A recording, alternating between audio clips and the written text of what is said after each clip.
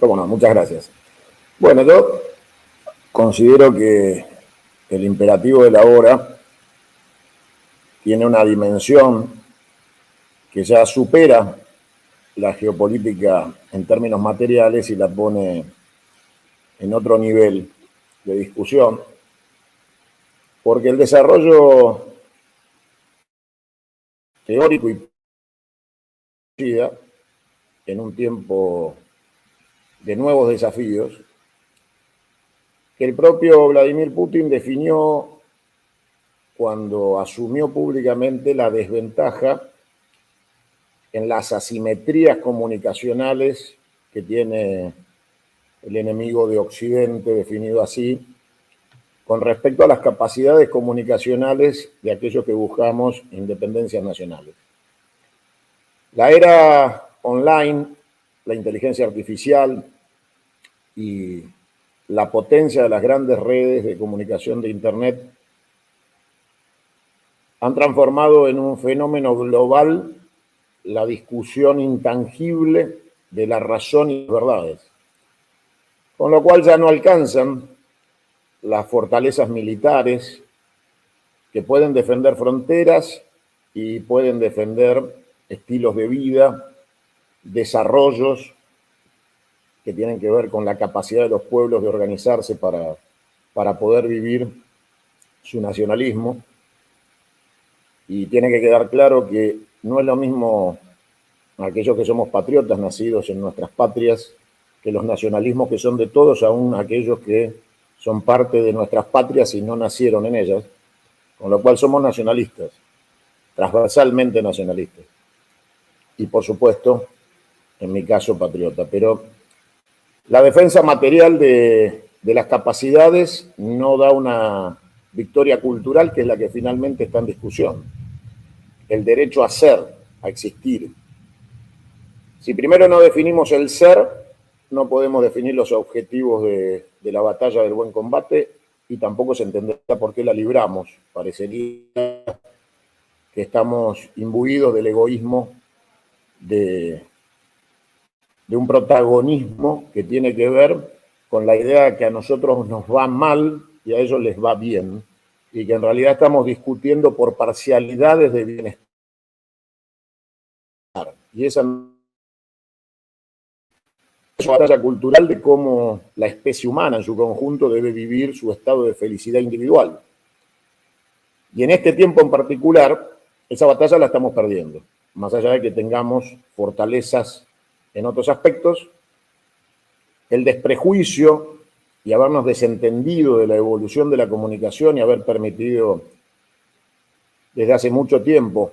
que Hollywood contara una historia delirante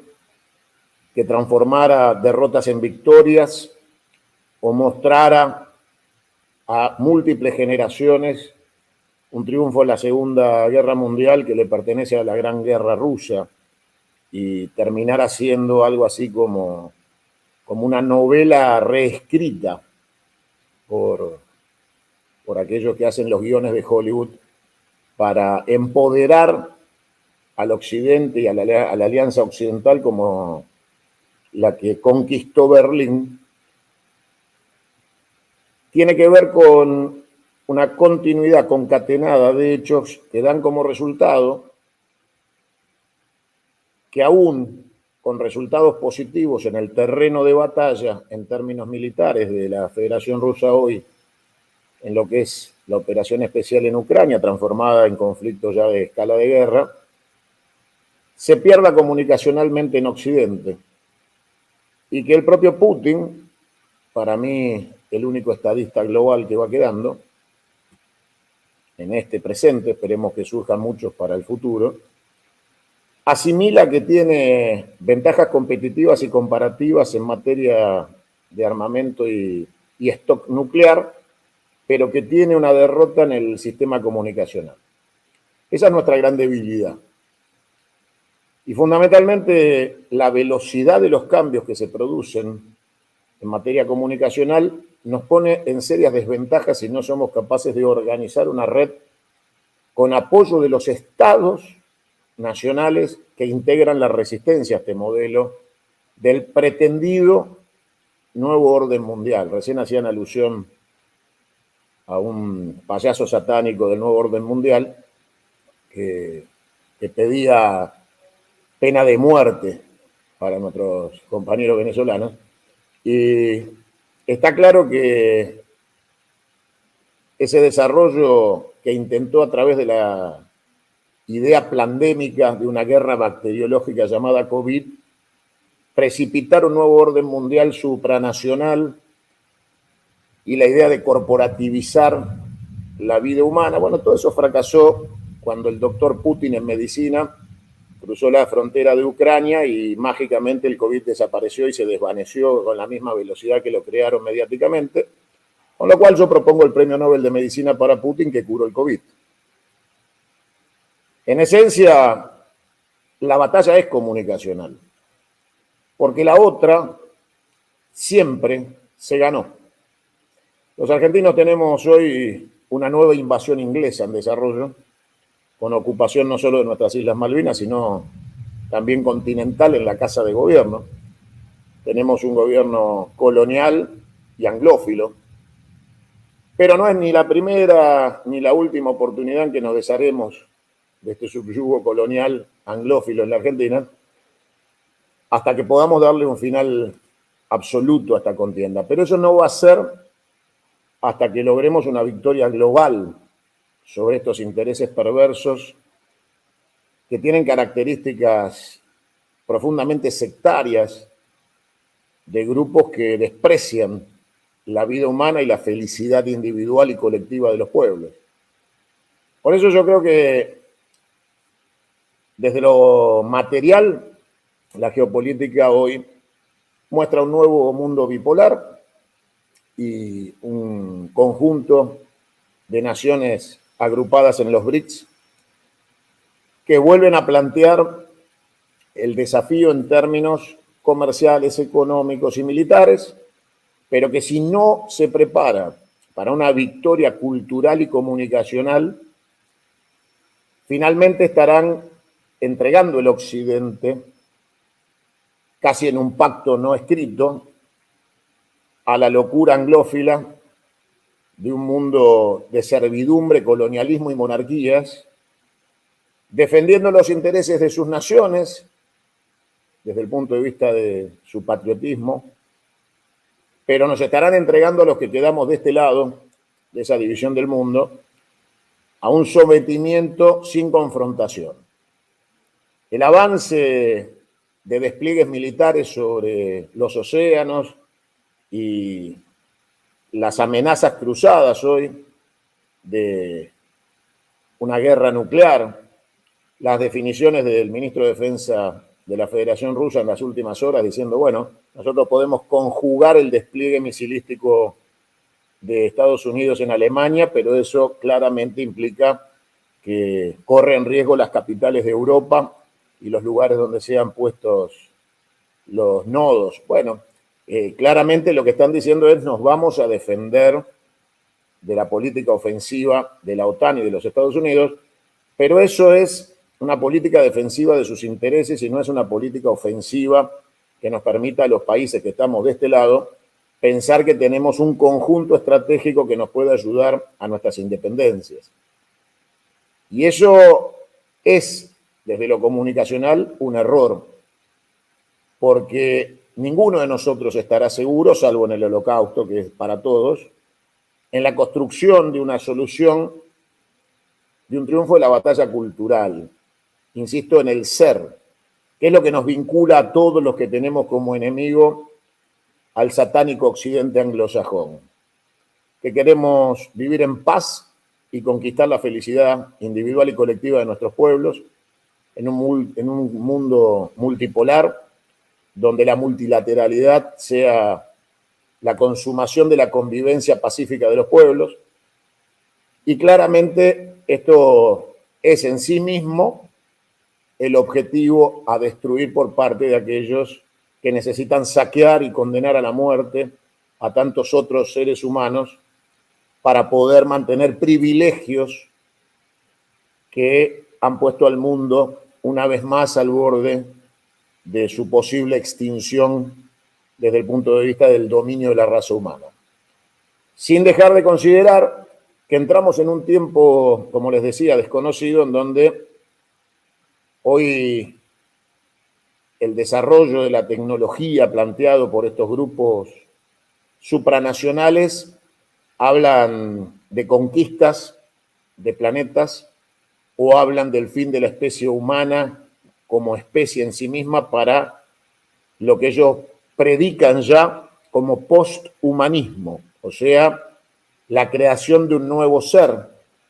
humano tecnológico con inteligencia artificial y en donde los objetivos de la especie van desgranándose y desapareciendo para dar paso, casi jugando a Dios, de la creación de un nuevo modelo de sociedad transhumana que terminaría con las bases fundamentales de nuestra política de nacionalismos y de patrias. Porque ellos buscan claramente la conquista de la conciencia para su autodestrucción. Es casi una voz de mando que ordena a cada uno de los que tiene un celular en sus manos a suicidarse culturalmente en función de ser útiles al planteo de esta nueva era que ellos plantean. Nuestros pueblos han sido sometidos culturalmente a este consumo y tal es el grado de desconexión de nuestros pueblos con la existencia de otros pueblos y sus culturas, que lo único masivo hoy en el mundo es la Internet, y los grupos dominantes en Occidente que comunican por este instrumento son los garantes del monopolio de la palabra, los censores del pensamiento distinto, de la transversalidad y del florecimiento de las culturas que se opongan, redundantemente, a sus propios intereses. Entonces no alcanza con que en Argentina libremos la batalla contra el colonialismo que hoy impera en nuestra patria, de aceptar que Perón nos dijo unidos o dominados en el año 2000 y estamos dominados, no hemos logrado el objetivo, no somos independientes, estamos luchando por la independencia, estamos resistiendo una invasión cultural y material de nuestro gobierno del Estado, y aún sobre la obvia victoria que obtendremos, y espero que no sea en largo plazo, creo que va a ser más temprano que tarde, eso no nos devuelve ni el tiempo perdido, ni los recursos saqueados, pero fundamentalmente no nos devuelve la conciencia de generaciones que han sido diezmadas desde el punto de vista de la destrucción educativa y de la información, producto del monopolio de la palabra, del instrumento de la administración de la Internet. Los estados deben tomar medidas con la administración de la Internet. Los estados deben garantizar medios de comunicación no privatizados que garanticen la expansión de un mensaje global y masivo de nuestras culturas y pensamientos. Debemos dejar de ser un grupo de minorías para ser una propuesta de mayorías de carácter global. China o Rusia o la India pueden desarrollar métodos de comunicación. De hecho, China tiene poderosísimos medios de comunicación que no son los de Occidente, pero que, claro, trazados en los límites fronterizos del idioma y de las geografías, no pueden ser utilizados por nosotros porque aparte, claramente, el mundo ha quedado dividido, y ahí está el problema, entre una frontera imaginaria de confrontación entre colosos que no derrama frente a nuestras humildes posiciones de países satélites de la confrontación central. Somos pueblos, pero hemos dejado de tener gobiernos nacionales y patriotas en la función pública. Hemos sido sometidos por la comunicación y nuestros propios pueblos se han suicidado electoralmente, han votado por la implementación de una agresión más profunda entregando la administración de los gobiernos de los estados al enemigo anglófilo que ha conquistado a estos sectores y a estas nuevas generaciones del online, del minuto a minuto, del reemplazar la historia de los pueblos por la memoria de los pueblos, por algo intrascendente, por una memoria corta, construida sobre el odio, los antagonismos, y que, por ejemplo, en la Argentina logran, frente a una victoria deportiva como la del día de ayer, movilizar al cuerpo social argentino que no se moviliza por sus derechos ni por la falta de comida de sus hijos. Ese motor, esa zanahoria, ese opio de los pueblos, tiene bases muy sentadas en aquellos que estamos del lado occidental, pero que somos obviamente herederos de la cultura del Mediterráneo y de la hispanidad, y que hemos sido sometidos a una transculturización que primero se inició hacia principios del siglo XX y fines del siglo XIX, con la encarnación de un modelo europizante que terminó siendo el de Walt Disney a partir de la década del 70 con la dictadura en la Argentina. Hoy queda claro, absolutamente claro, con el intento de magnicidio de Donald Trump, que no hay ningún lugar seguro en el mundo, que es muy grave que uno de los antagonistas del poder mundial no pueda asegurar ni siquiera la vida de sus presidentes. Estados Unidos es un lugar donde es común matar a un presidente, es uno de los países con mayor cantidad de magnicidios e intentos de magnicidios del mundo, pero es preocupante porque estamos frente a un país que nos propone como alternativa a un hombre de 81 años que no reconoce a quien tiene al lado y un hombre de 78 años totalmente desquiciado que propone a la sociedad americana un modelo xenófobo y de odio generalizado, con lo cual estamos lógicamente preocupados porque aquellos que supuestamente conducen y van a conducir la botonera de la administración nuclear de los Estados Unidos necesitan acompañantes terapéuticos por cuestiones obvias y no pueden garantizarles su propia seguridad. O sea que el país que detenta su posición dominante militar en el occidente anglófilo no puede garantizar la seguridad de su presidente o de su candidato a presidente y expresidente. No pueden garantizar un partido de fútbol, no pueden garantizar el ingreso a un estadio. Y eso es preocupante en este escenario dislocado y distópico del siglo XXI, en donde ninguno de nosotros está preparado para desafíos que no hemos vivido, así como no habíamos vivido el episodio pandémico, porque nunca habíamos ingresado en ese terreno de guerra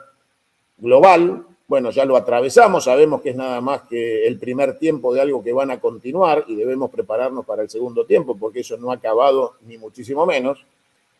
Y por eso no tenemos que confundirnos y creer que estamos en tiempos de mitad del siglo XX, donde la lucha geopolítica se limita al despliegue de fuerzas militares o capacidades misilísticas, porque hay una batalla supra-geopolítica material que se libra en el terreno intangible de la conciencia de los pueblos, que está siendo conquistada mientras desplegamos fuerzas de resistencia locales o globales. Te voy a pedir un cierre, Santiago, por favor, si puede ir redondeando. ¿Cómo no? Que no garantizan de ninguna manera que no seamos derrotados culturalmente. Por eso creo que los desarrollos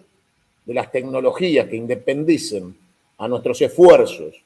para poder ganar la batalla cultural global e imponernos sobre el occidente anglosajón deben tener la misma o más inversión que la que se desarrolla habitualmente en términos estrictamente militares. La comunicación es el arma más peligrosa en el siglo XXI